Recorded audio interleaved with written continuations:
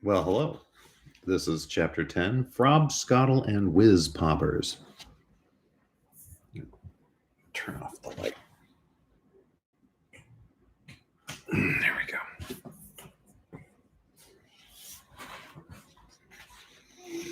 By now, Sophie was beginning to feel not only extremely hungry, but very thirsty as well. She had been at home. Had she been at home, she would have finished her breakfast long ago. Are you sure there's nothing to eat around here except those disgusting, smelly snozzcumbers? She asked. Not even a fizzwinkle, answered the big, friendly giant. In that case, may I please have a little water? She said. Water, said the BFG, frowning mightily. What is water? We drink it. What do you drink? Frobscottle, announced the BFG. All giants is drinking Frobscottle. Is it as nasty as your snozzcumbers? Sophie asked. Nasty? Never is it nasty. Frobscottle is sweet and jumbly. He got up from his chair and went to a second huge cupboard. He opened it up and took out a glass bottle that must have been 6 feet tall. The liquid inside was pale green and the bottle was half full. Here's Frobscottle, he cried.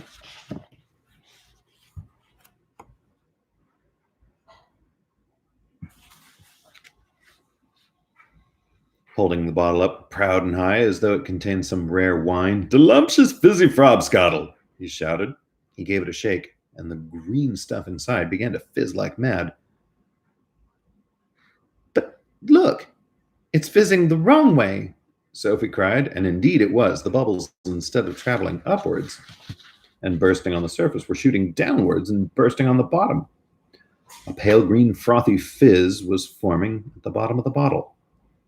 What on earth does you mean in the wrong way? Asked the BFG. In our fizzy drinks, the bubbles always go up and burst at the top. Upwards is the wrong way. You mustn't ever be having the bubbles go upwards. That's the most flush bunking rubbish I is ever hearing. Why do you say that? You is asking me why? Cried the BFG, waving the enormous bottle around as though he were conducting an orchestra. You is actually meaning to tell me you cannot see why it is a scrotty mistake to have the bubbles flying up instead of down? You said it was flush bunking. Now you say it's scrotty. Which is it? Sophie asked politely. Both, cried the BFG.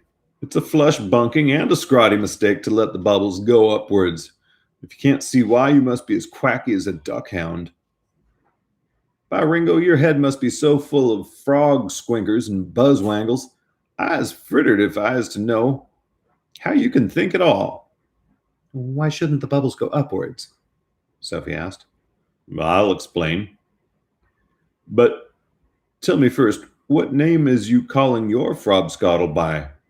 Oh, one is Coke. Another's Pepsi. There's lots of them. And the bubbles is all going up? They all go up, Sophie said. Catastrophe! Upgoing bubbles is a catastrophe dystastrophe. Will you please tell me why? Sophie asked. If you'll listen carefully, I'll try to explain, but your brain is so full of bug whiffles, I doubt you'll ever understand. Very well, then. When you was drinking this cokey drink of yours, said the BFG, is it going straight down into your tummy? Is that right or is that left? It's right. And the bubbles is going also into your tummy, right or left? Right again. And the bubbles is fizzing upward? Of course, Sophie said. Which means, said the BFG, that they'll all come swish whiffling up your throat and out of your mouth and make a foulsome belchy burp. That is often true, but what's wrong with a little burp now and again? It's sort of fun. Burping is filthsome. Us giants is never doing it.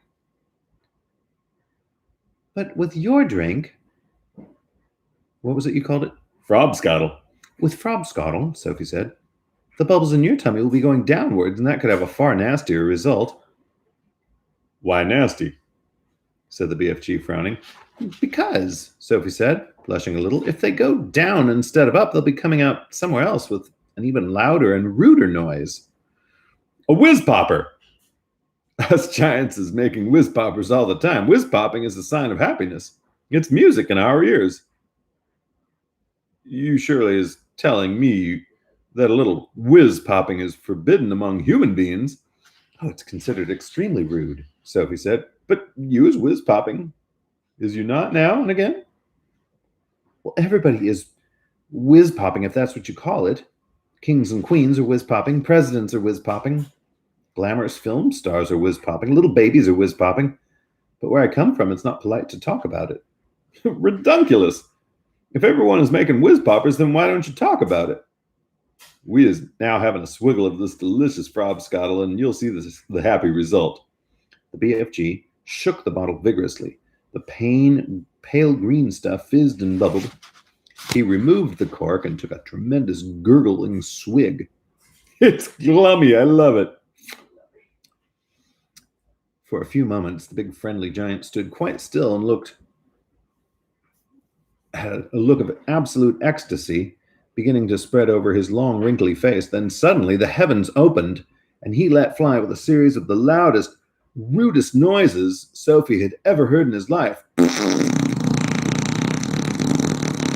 They reverberated around the walls of the cave like thunder, and the glass jars rattled on their shelves.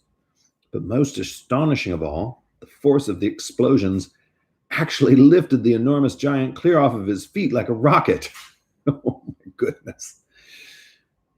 Whoopee! He cried. When he came down to earth again, he said, now that is whiz-popping for you. Sophie burst out laughing. She couldn't help it. Have some yourself, cried the BFG, tipping the neck of the enormous bottle down towards her. Don't you have a cup?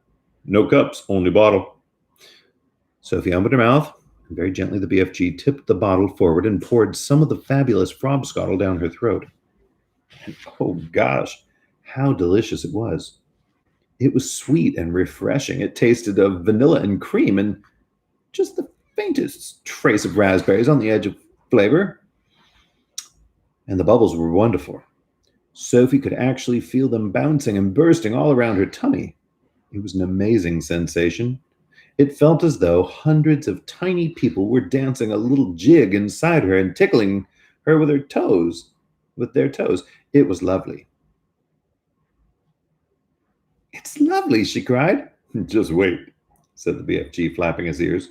Sophie could feel the bubbles traveling lower down her tummy, and then suddenly, inevitably, the explosion came. The trumpets sounded, and she too made the walls of the cavern ring with the sound of music and thunder, like Mr. Alcorn's children. Papa. Bravo, shouted the BFG, waving the bottle. You is very good for a beginner. Let's have some more. And that was the chapter called Frobscottle and Wizzpopping. Tune in again later for Journey to Dream Country.